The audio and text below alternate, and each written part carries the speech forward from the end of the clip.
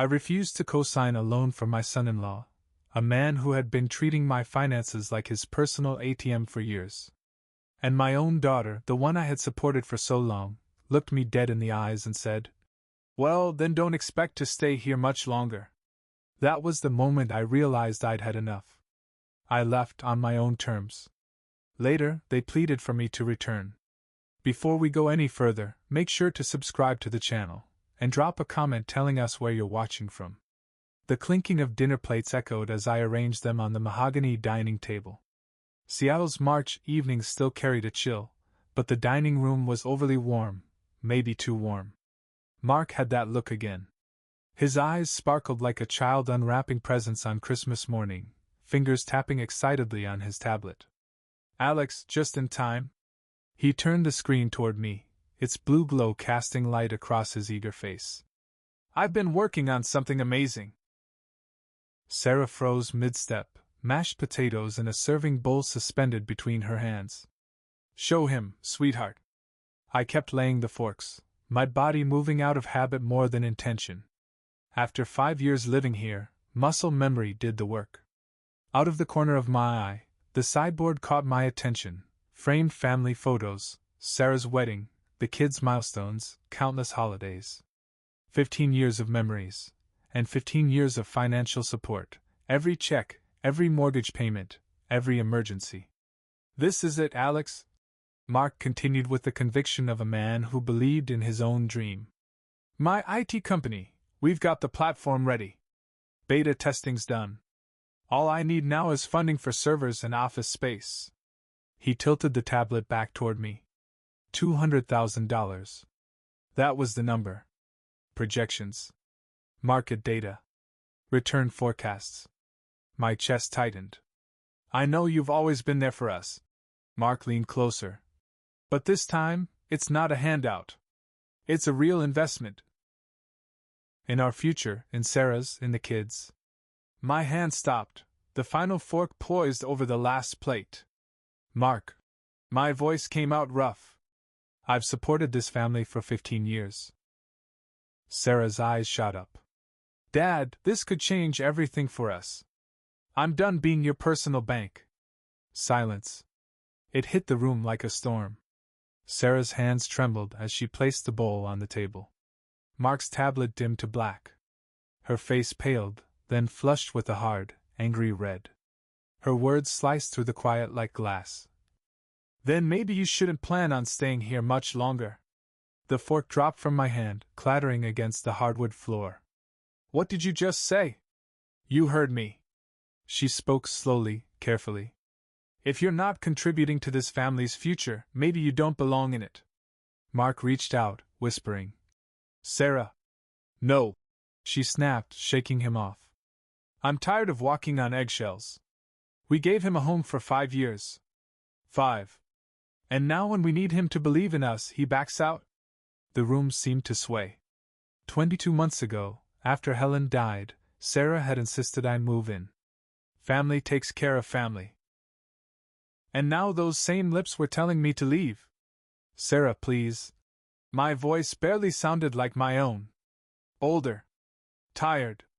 I didn't mean. Save it."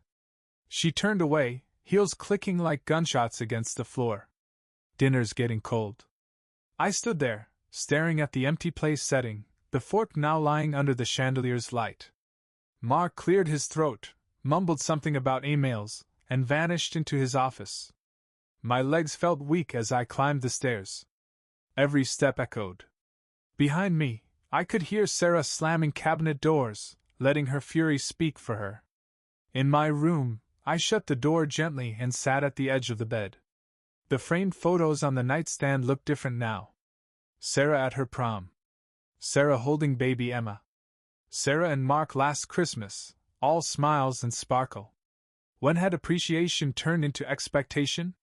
When had generosity been twisted into duty? Beyond the window, Seattle's skyline blinked in the distance.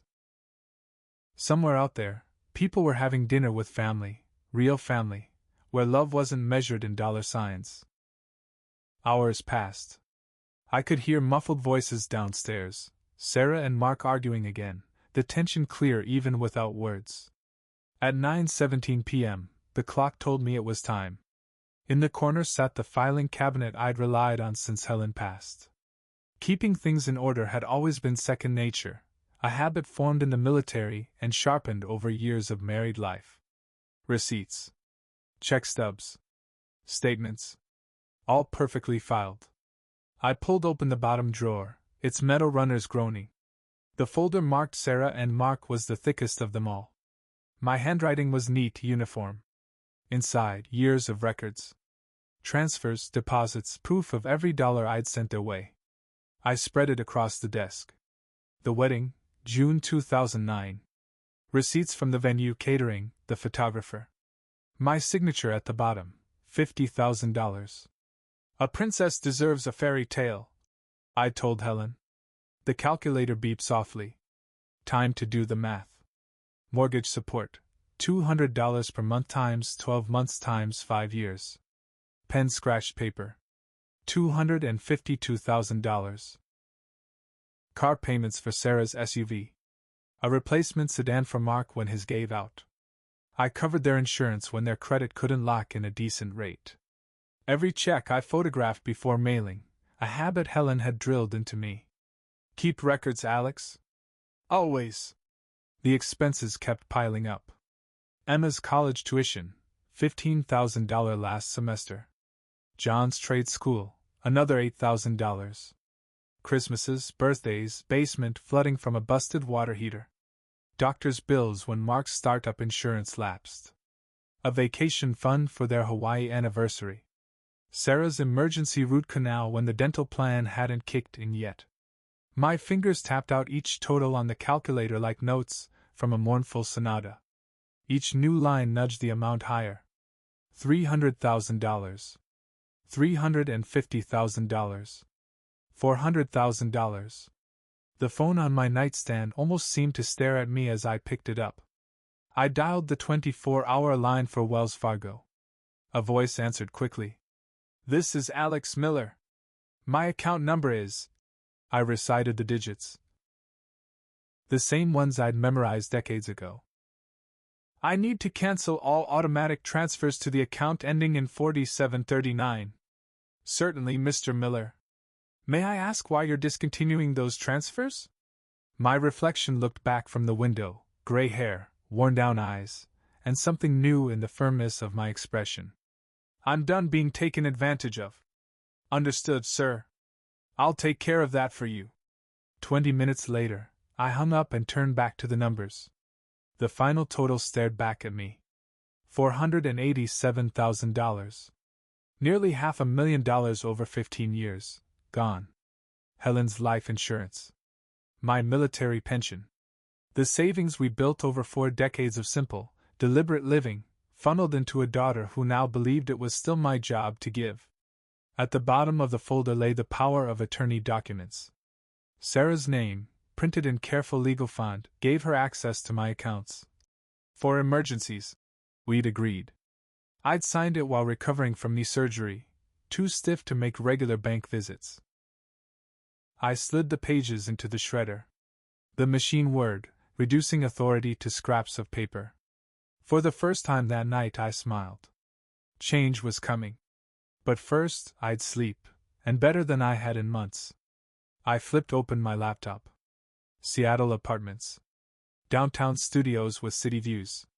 Quiet neighborhoods along bus lines. One-bedroom rentals where I could live without being someone's backup plan. The house creaked around me, but I hardly noticed. My thoughts were already packed. Friday morning sunlight filtered through the windows of a downtown unit, stretching across gleaming hardwood floors.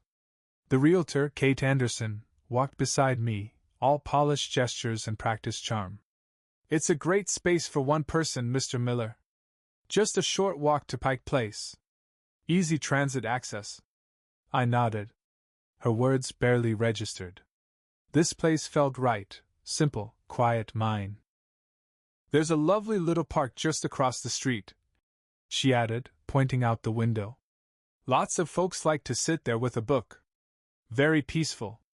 Peace is exactly what I need, I said. She blinked. Would you like to see the bedroom? We haven't gone over lease terms.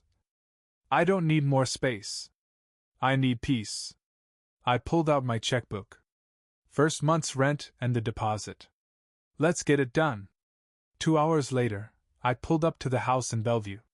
Sarah's car was gone. She worked Fridays at the cafe until 3. Mark's car was missing too, likely parked at his shared office space, chasing another vision. The house key felt heavier than usual as I turned it in the lock. Inside, I moved quickly. No hesitation. The wedding albums from my marriage, mine. The medals from my years of service, mine. The recliner Helen bought me for my 70th birthday, I left it. They'd grown used to it. The piano?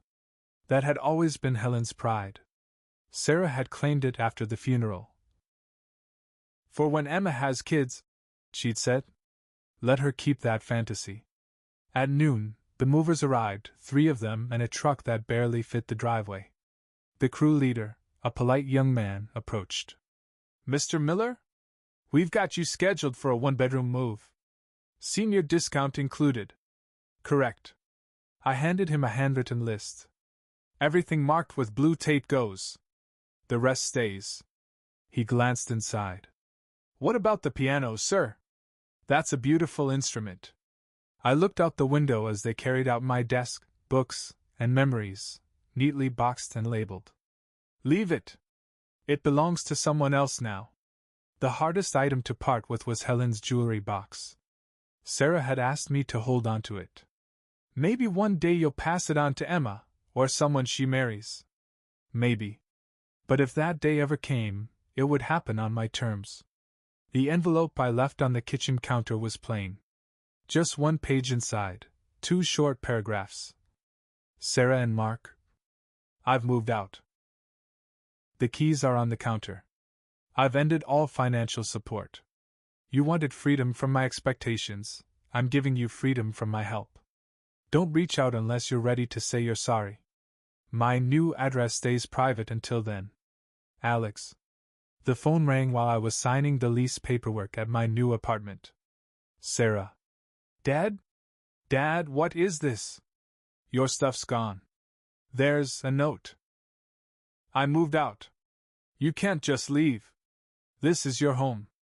Mark's voice joined in on speaker. Alex, let's talk. We can work this out. The business, we'll find other investors. I stayed calm. You told me not to expect to be here much longer. So I didn't. I was upset, Sarah said quickly. I didn't mean. Don't come looking for me. Don't call again unless it's a real conversation. One that starts with respect. I ended the call and turned off my phone. Through my new apartment window, the city lights blinked on, one by one. Tomorrow, I'd explore. I'd find a coffee shop. Maybe a library. But tonight? I'd order pizza, eat it slowly, and enjoy every bite. Alone, at peace, with no expectations, except for a tip on delivery. Monday morning arrived with marble floors and soft conversation. First National Bank's revolving doors spun me into a different world, clean, efficient, calm. It was downtown Seattle, and it felt like I belonged. I had a 9:30 a.m. appointment with James Clark, a financial advisor. I'd arrived early. Planning had become my new way of life. Mr. Miller? James rose from behind a polished wood desk, offering a firm handshake. He was probably 2 decades younger than me, but his tailored gray suit carried authority. I have your account pulled up, he said as we took seats in his office overlooking Pike Street. Through tall glass windows, I watched the morning rush outside, people racing toward responsibilities I was finally ready to let go of. You want to stop the automatic $4,200 monthly transfer? He asked, eyebrows lifting. That's been steady for 5 years. Yes, I said, pulling a file from my bag. And I'd like a full breakdown of how much I've sent in total. James tapped at his keyboard with the speed of habit. Numbers scrolled down his screen. His expression gradually stiffened as the total climbed. Wow, he muttered, then caught himself. Sorry. You've sent $487,000 over 15 years. That covers the mortgage, of course, but also miscellaneous transfers, tuition, emergencies, repairs. They can cover their own mortgage from now on, I said flatly. James didn't respond, just nodded and printed the summary. The warm pages slid into my hands, line after line of money quietly withdrawn in exchange for silence and peace. By midday, I was seated across from Robert Fisher at his law office just a few blocks away. I'd been squeezed into his schedule when I mentioned estate planning and asset protection in the same sentence. Lawyers always make time when urgency comes with a checkbook. At your stage of life, shielding your assets is a smart move, Robert said, laying out documents like a battlefield map. We'll look at irrevocable trusts, homestead protections, possibly offshore structures depending on how aggressive you want to be. I want to make sure my daughter can't touch a dime, I said. He paused, pen hovering over his notepad. Family matters can turn bitter. The best strategy is always proactive. We spent 2 hours building walls around what I had left. Nevada-based trusts, named beneficiaries, durable powers of attorney. Emma's name appeared repeatedly, my granddaughter, my one constant. Never asked for anything. Always grateful. Once this trust is active, Robert explained as I signed each document, only Emma has access. Your daughter has no legal claim whatsoever. At 3 o'clock, the notary arrived, a stern woman who verified everything with precision. Each signature and stamp felt like another lock clicking shut. Walking home, the leather portfolio tucked under my arm held certified copies of my new financial fortress. Lighter than all those mortgage payments I'd carried for years. As I reached my apartment, my phone buzzed. Text from an unknown number. Dad, it's Mark. We need to talk. Coming by tonight at 7. I deleted it. No response needed. Let him show up. I had papers now, protections in place, and something even more important, the confidence to say no without fearing the consequences. As the afternoon sun painted golden lines across my floor, I slid the trust documents into my filing cabinet. Everything sorted. Everything mine again. At 7 o'clock sharp, the doorbell rang. Through the peephole, I saw Mark. His features distorted by the lens, but still recognizable. He held a bouquet of yellow roses, probably a peace offering plucked from the nearest grocery store. Alex, he said, stepping inside without waiting for an invitation, glancing around the sparse room with thinly veiled disappointment. Nice setup. Very minimalist. I took the flowers and placed them on the counter without bothering with a vase. Sarah sent you? She's been upset since Wednesday, he said, easing onto my second-hand couch like he owned the place. You know how she gets, emotional. She didn't mean what she said. Sit down, Mark. I took the armchair across from him. When was the last time you remembered my birthday? He blinked. What? My birthday. Without Sarah reminding you, when was the last time you remembered it? He made vague hand gestures, the kind people use when trying to look thoughtful. That's not really what we're. February 14th. I said. Valentine's Day. Hard to forget. But somehow you've managed it for 12 years straight. He winced. This isn't about birthdays. It's about the family's future. I stood and walked to the window. His BMW was double parked in the loading zone, hazards blinking like a fake emergency. You remember my knee surgery last spring? I asked calmly. 3 days in recovery.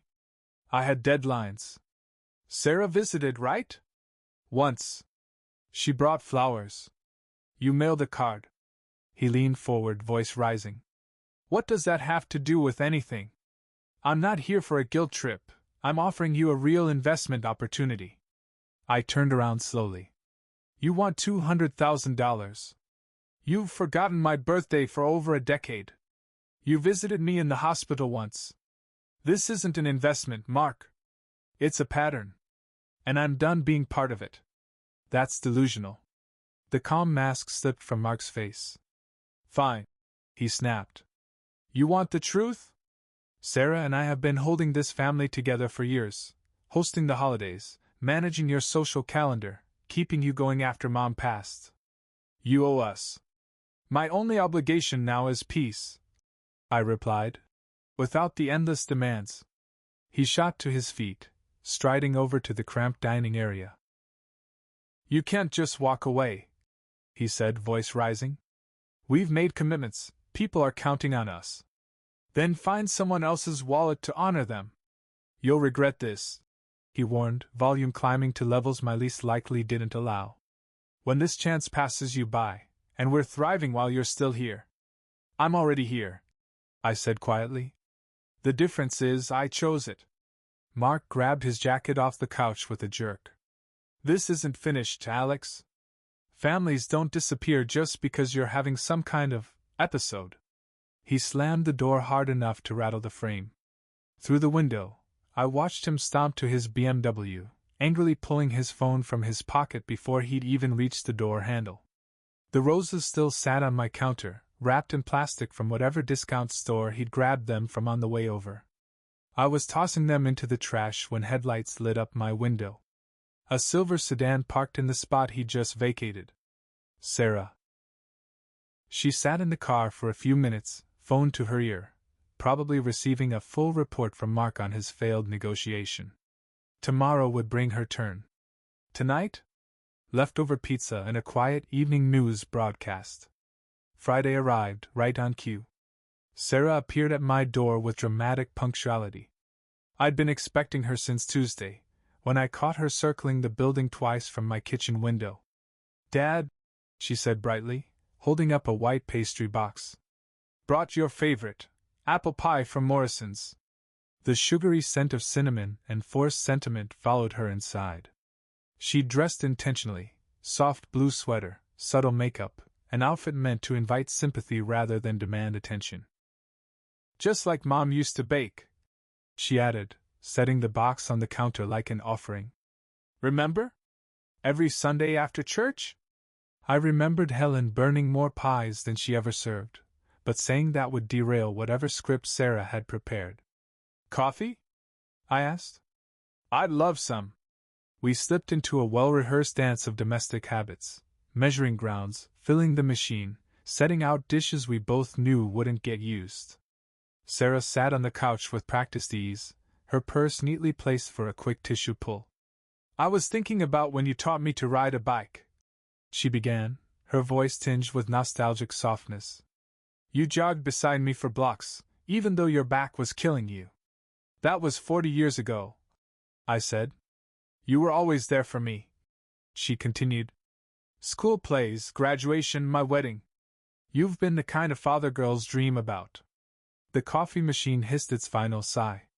I poured 2 cups, adding cream to hers without thinking. Emotion burned into memory. When did you visit me after my surgery? I asked, handing her the cup. She blinked. Dad, I was drowning at work. The kids were having problems. Mark came once. You sent flowers. That's not fair, she said, eyes suddenly glassy. Life gets busy. Emma drove in from Tacoma. Twice. John called every day. I sat across from her, watching her carefully constructed expression waver. Are you punishing me for being human? She asked. For having responsibilities? No, I said. I'm choosing to live without being responsible for you. The tears started then, perhaps sincere, though conveniently timed. We're going to lose the house, she said. The kids won't have a home. If you just help with Mark's opportunity, we could turn everything around. Maybe it's time you got full-time work, I said quietly. Part-time effort gets part-time results. The tears vanished. Her voice sharpened. I do work. I manage the house, support Mark's business, raise the children. Emma's 20. John's 22. What children? Her eyes narrowed. You've changed, she said. You're not the father who raised me. No. He's tired. Tired of being your bank. Sarah stood stiffly, dignity pieced together from scraps. She left the pie box on the counter as if it proved something about my heart. Fine. But when you're alone, wondering why your family never visits, remember this. After she left, I opened the box. The pie looked flawless, golden crust, decorative vents, pristine packaging. Sentiment, shrink-wrapped and mass-produced. 20 minutes later, my phone chimed. John's name lit up the screen. Grandpa, can I come by Sunday? Mom and Dad are being weird. I smiled, replying, yes. Bring your appetite. At least one person wanted connection more than cash. Sunday afternoon, John showed up like he always had, unapologetically comfortable. He still had the spare key I'd given him years ago, but knocked anyway. That small gesture didn't go unnoticed. Hey, Grandpa, he said, stepping inside. He looked around with half-hearted interest. Mom said this place was tiny. Jeans riding low, boots unlaced, flannel shirt clearly slept in. 22 and still dressed like a teenager avoiding effort. Coffee? I asked, heading to the kitchen. Sure. He dropped onto the couch, legs sprawling across the cushions I'd straightened that morning. Nice place. Kinda neat. The coffee machine burbled while I studied his reflection in the window. Same stubborn jaw as Sarah. Same restless bounce as Mark. But Helen's eyes soft brown, flecked with gold. So, Grandpa, he began, voice carefully casual. I need a favor. $3,000. John didn't even flinch when he said it. Got a little carried away with the credit card. I handed him a cup, adding cream to his the way Helen used to, out of habit more than affection. And how exactly do you plan on paying that back? You don't have a job.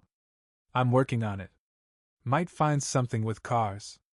You know I've always been good with engines. I pulled a business card from my wallet, where it had been quietly waiting for the right moment for nearly a month. Frank Patterson needs a helper at his garage. Pays $15 an hour. Full benefits after 3 months. John's face twisted into that familiar look, resistance, pride, and a touch of entitlement. Grandpa, I'm not trying to work for some random mechanic. I just need fast cash to wipe the slate clean. I'll sort out the career stuff later. And this debt came from normal things, gas, groceries, clothes. I helped some friends out too. Bars, concert tickets, late-night video games, I said flatly. His shoulders curled inward. You're being cheap. You always helped me before. Remember when I needed money for trade school? I remember paying $8,000 for a welding program you never finished. John stood up abruptly and paced to the window, then back again. That was different. Other opportunities came up. Like what? Sleeping till noon? Gaming till 3 a.m.? You don't get it. It's different from my generation. Everything's more expensive.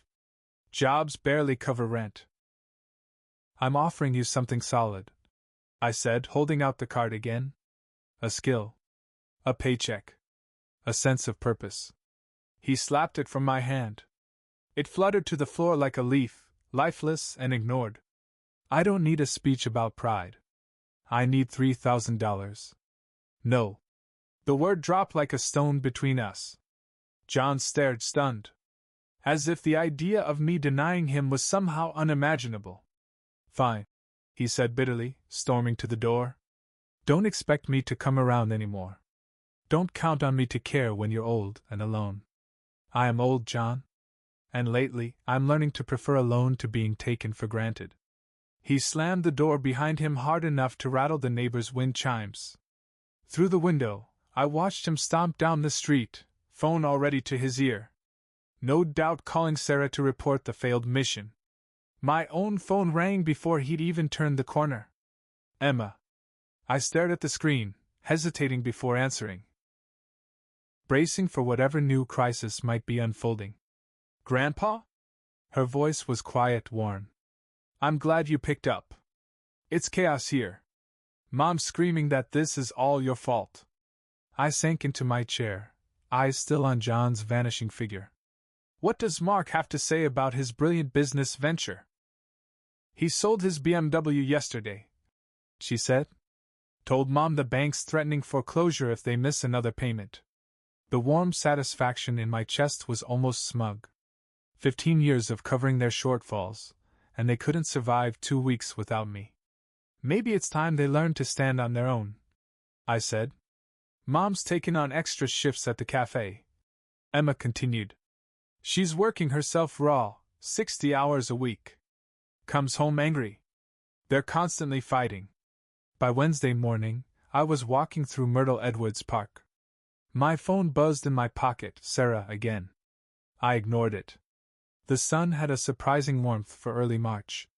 Or maybe freedom just made the air feel better. My days had taken on a quiet, steady rhythm: coffee by 7, newspaper by 8, a walk by 9:30. No interruptions. No family drama dropped into my cereal bowl. I passed the homeless man who fed pigeons by the sculpture garden. He gave me a nod, our usual silent exchange. Two men choosing simplicity over family chaos. You're looking lighter these days, he said, scattering crumbs to the circling birds. Learning how to live for myself, I replied. Smart, he nodded. Family will bleed you dry if you let them. When I got home, 17 unread messages waited. All from Sarah. Each one more desperate than the last.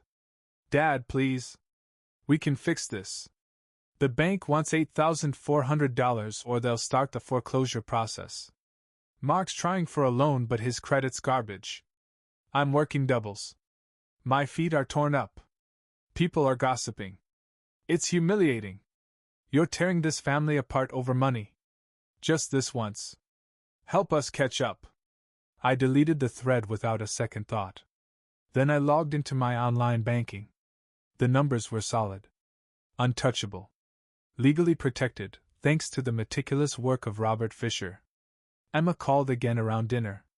I was enjoying reheated soup, something I hadn't done in years. No rushing through meals. No cold dinners after frantic phone calls.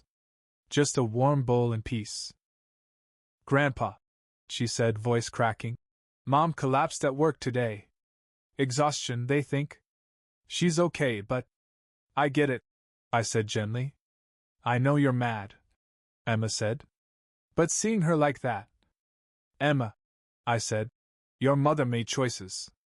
I set boundaries. She ignored them and tried to manipulate her way around. John showed up today asking for money for rent, she added. She screamed at him for half an hour about being irresponsible. Good, I said. Maybe she's finally learning. Out the kitchen window, the Seattle skyline twinkled as evening fell. Somewhere out there, my daughter was grinding herself into dust to preserve a life that had only existed because of my silent contributions. And now? I was done being their safety net. My son-in-law was learning the hard way that charisma doesn't pay the mortgage. My grandson, for the first time in his adult life, was finally facing the results of his own decisions. I expected guilt to creep in. Instead, I felt free. My evenings unfolded quietly. News at 7. A good book until 9. Then bed, undisturbed by late-night drama or emotional blackmail. The apartment Sarah once dismissed as cramped now felt perfectly suited to a man who'd spent half a decade tailoring every decision to other people's needs.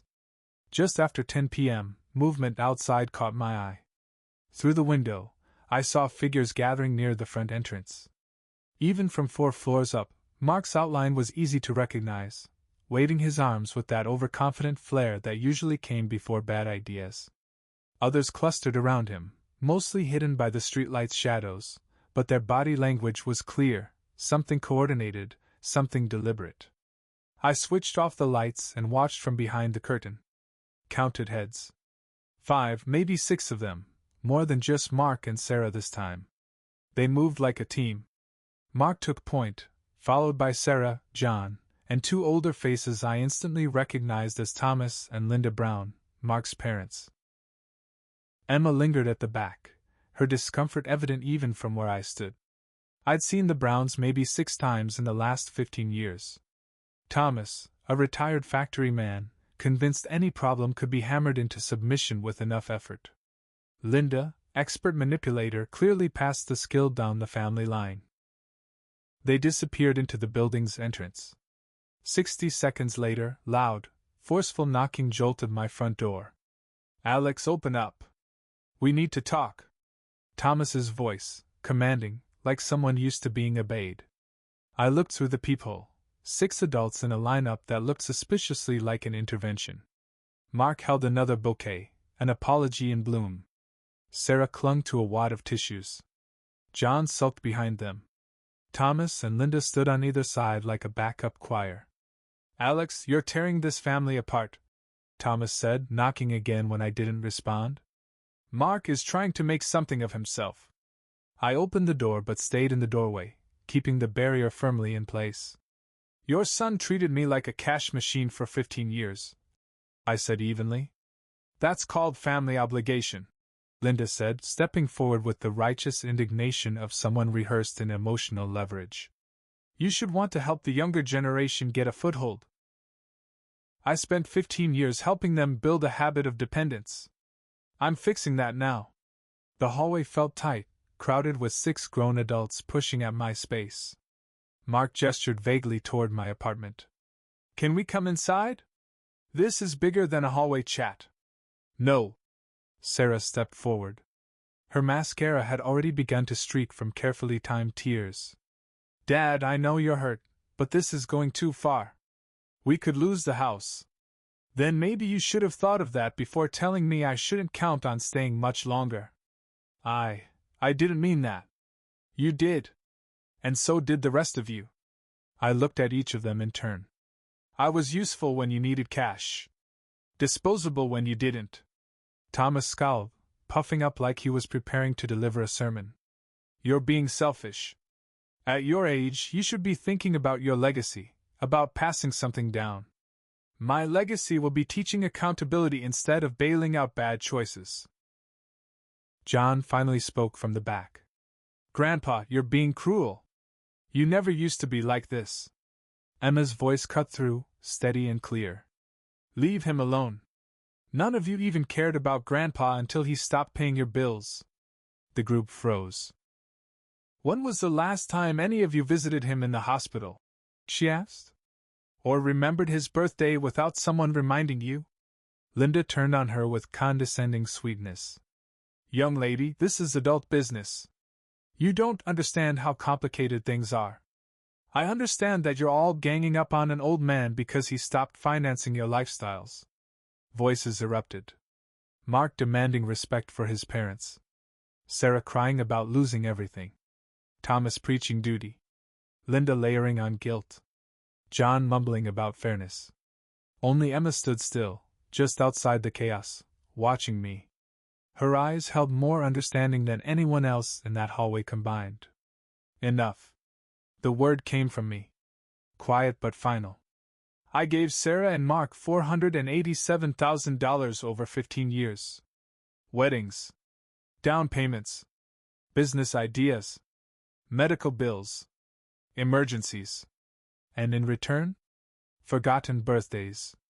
Ignored hospital stays. More and more requests. That's what families do, Thomas argued. We support each other. Support goes both ways. This wasn't support. This was leeching. I stepped backward, hand on the door. Don't reach out to me again until you're ready to apologize. I looked at Emma. You're always welcome. To the others. Start solving your own problems. The door closed with a satisfying click.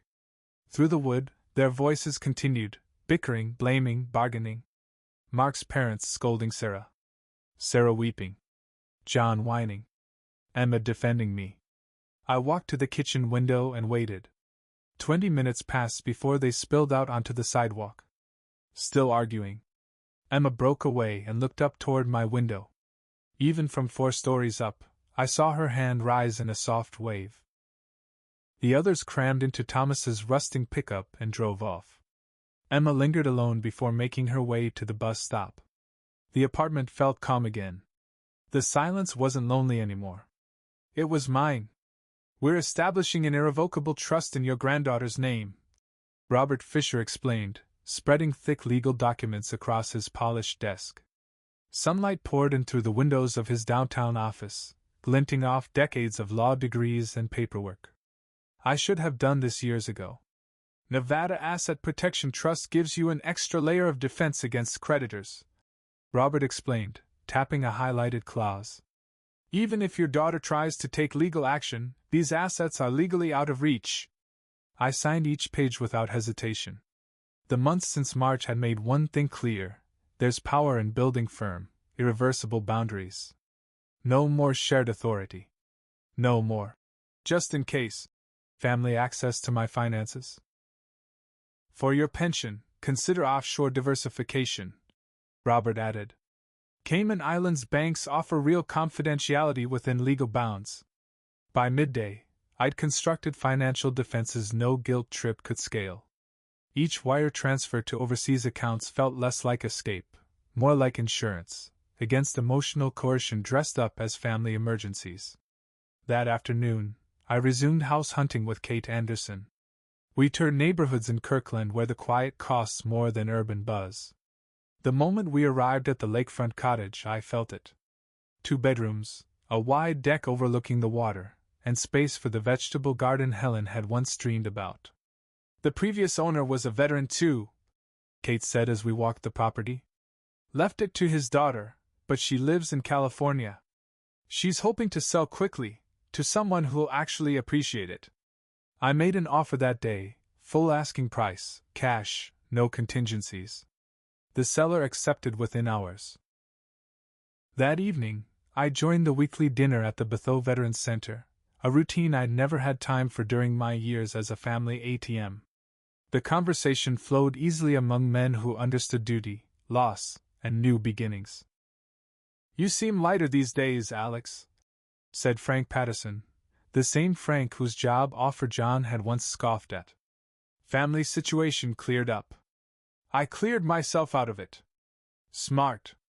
If you're not careful, family will drain you dry. Mary Johnson was serving desserts when our eyes met across the room. Silver hair framed her face. Her eyes were warm, intelligent behind tasteful glasses. Her smile held the calm wisdom of someone shaped by life, not sheltered from it.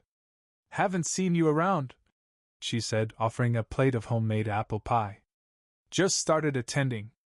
Alex Miller. Mary Johnson. I volunteer here twice a week. Lost my husband 5 years back. Heart attack. Teaching kept me busy, but retirement needs a rhythm. We talked until the janitor started stacking chairs.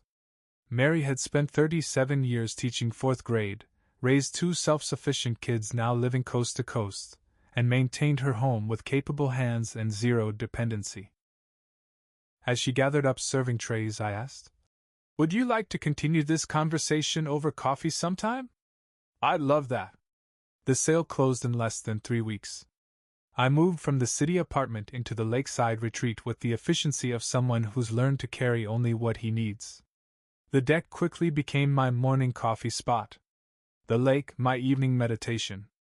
Mary came by on the second Saturday, carrying cookies and genuine curiosity about my new home. We sat on the deck watching sailboats drift across the water, swapping stories about books, travel dreams, and the quiet joy of building a life around intention instead of obligation. At our age, independence feels almost rebellious, she said, accepting another cup of coffee. I spent 15 years forgetting how it felt. As the sun dipped low, turning Lake Washington into rippling copper, the phone rang. Emma's name lit up the screen, the first ripple of family-related tension in weeks. "Grandpa, you're not going to believe this." Her voice carried a mix of fatigue and vindication as Mary and I prepped salmon on the deck. "Go on," I said, settling into the chair that had become my default for family phone calls. "Mom filed for divorce last week. Says she finally sees that Dad's business plans were just fantasies." Mary raised an eyebrow but stayed focused on seasoning the vegetables, her way of respecting boundaries she instinctively understood. "I'm sorry to hear that, Emma. But actions carry consequences. Mom's juggling 2 jobs now. 70 hours a week. Dad's moved back in with Grandma Linda. His company tanked completely, Turns out he's awful with money. The irony was hard to miss. Mark, who once demanded I fund his entrepreneurial vision, couldn't even manage a basic budget. Sarah, who threatened to evict me for withholding support, was finally learning the real cost of financial independence. John called me yesterday, Emma added. Asked for your number. I sat up straighter. What did he say? He's been working at Frank's garage for 2 months now. Making steady money. Learning real skills. Said he wants to apologize, and thank you. Mary smiled, her hand resting gently on my shoulder. She knew about John's dramatic exit and understood the purpose behind my refusal to enable him.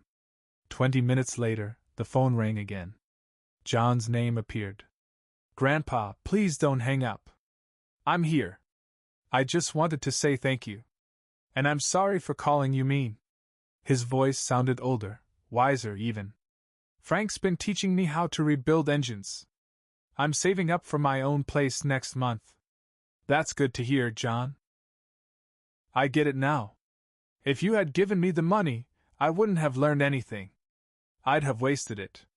Frank says I've got a knack for this stuff, but talent only works if you show up every day. After the call ended, Mary and I sat quietly, listening to the lake as the salmon finished cooking. A blue heron stood perfectly still at the water's edge, embodying the patience I had finally come to understand myself. You saved that boy from becoming like his father, Mary remarked softly. Tough love is still love. We'd been planning a September getaway to Yisid, my first vacation in 5 years without the shadow of family emergencies hanging over it. Mary had carefully mapped out hiking trails suited to our pace, researched cozy lodges, and arranged for her neighbor to tend to her plants while we were away. The excitement was unfamiliar but deeply welcome. Sarah messaged me again today, I mentioned as we carried food inside. She wants to talk. Are you ready for that? I'm ready to hold my boundaries no matter what she says. Mary's kitchen skills perfectly complemented my grilling. We slipped naturally into routines that felt effortless, not burdensome. Though she kept her own home 3 miles away, she often stayed over, bringing groceries, culinary expertise, and a companionship that honored solitude instead of demanding it. The Veterans Center became our Thursday night tradition. Mary's teaching experience helped her relate to younger vets wrestling with civilian life, while I shared insights from years of navigating long-term adjustment. You know, Mary said as we washed dishes side by side, I never thought I'd find partnership at this stage of life. Me neither, I admitted, especially after realizing how one-sided my family ties had grown. Through the kitchen window, I noticed headlights pulling into my driveway. The car looked familiar, Sarah's silver sedan, the same one I'd helped her buy 3 years ago. Speaking of family, Mary said softly, following my gaze. Thanksgiving morning found Mary and me preparing dinner for our chosen family. Emma was arriving from Tacoma at 2, John bringing homemade rolls from his new place at 3. The cottage kitchen filled with the scent of turkey and stuffing, and something rarer, contentment born of relationships grounded in respect, not financial obligation. She's bringing pumpkin pie, Mary announced, checking the turkey with the practiced ease of someone who'd orchestrated countless holiday feasts. John's eager to show us pictures of his apartment, I said, setting the table with my grandmother's china. Pieces that had weathered wars, moves, and family upheavals, now given new purpose and celebration rather than duty. Then the doorbell rang, urgent and insistent. Through the peephole, I saw Sarah's face, drawn, desperate, prematurely aged beyond her 48 years. She wore clothes I recognized from 2 years back, her posture defeated, like someone who'd exhausted every option. Dad, please open the door. I need to talk. Mary appeared beside me, silent but steady. Our 4 months together had taught us how to face crises as a team, while guarding our family boundaries. I opened the door but stayed in the threshold. Hello, Sarah. Dad, I lost the apartment. The landlord evicted me last week. I'm in a motel now, but I can't keep it up. Her voice was raw with a desperation I'd never heard before, the sound of someone learning that pride doesn't pay rent, that manipulation can't replace stability. I'm sorry you're in this situation. Please, just this once, help me. 5,000 for first month and deposit. I swear I'll pay you back. I love you, Sarah, but help without accountability won't save you. She stepped past me into the living room, taking in the comfortable furniture, the lake view, the symbols of security she'd once taken for granted. This is what you chose instead of me, she said bitterly. A nice house while I'm homeless. I chose self-respect over enabling harmful cycles. Mary stepped forward, calm but firm. Sarah, your father has tried to help for 15 years. Maybe it's time to help yourself. Who are you to judge us? Sarah's voice rose, edged with the old anger that once cowed me. I'm someone who learned to stand on her own after losing her husband. Mary replied evenly. Your father is trying to teach you that same lesson. Dad, this is cruel. Mom wouldn't stand for this kind of treatment. Hearing Helen's name struck me like a punch, but I was ready for this manipulation. Your mother would want you to be strong, independent, able to support yourself. She'd be devastated to see how dependency has affected you. Sarah broke down into tears, real tears this time, no act. I don't know how to handle this on my own. I've never had to. You're 48, Sarah. It's time you learned. Emma arrived just as Sarah was leaving. They passed each other in the driveway with little more than a nod. Emma stepped inside carrying pumpkin pie, her face showing the cool detachment of someone who's watched family conflict unfold from afar. Mom asked me to convince you to help her, Emma said, placing the pie on the kitchen counter. What did you say? That you've already done more than enough. Maybe losing everything will teach her what working people already understand. An hour later, John showed up with warm dinner rolls and photos of his one-bedroom apartment. His expression radiated the pride of someone building his own stability, his own future. Grandpa, I saw Mom leaving when I pulled up. She looked upset. Your mother is learning some hard truths about responsibility, Mary said firmly. That's good, I agreed. Real love sometimes means letting people face the consequences of their actions. We settled around the dining table, Mary, Emma, John, and me. 4 people committed to relationships built on respect and mutual support, not financial obligation. The turkey was cooked to perfection, conversation flowed naturally, and the gratitude felt sincere, not forced. During dessert, my phone rang. Sarah's name lit up the screen. I glanced at the phone, then looked around at Mary, Emma, and John, all seated at my table, all valuing me for who I was, not my money. People who contributed to the conversation, not demanded solutions for problems they created themselves. I turned the phone off and set it aside. More pie, anyone? Outside, Lake Washington mirrored the sunset in tranquil stillness. Inside, our chosen family gathered around a table built on the solid foundations of respect, independence, and love that nourished instead of drained. The silence felt whole. If you enjoyed this story, please like this video, subscribe to the channel, and share your thoughts in the comments. To hear the next story, click the box on the left. Thank you for watching.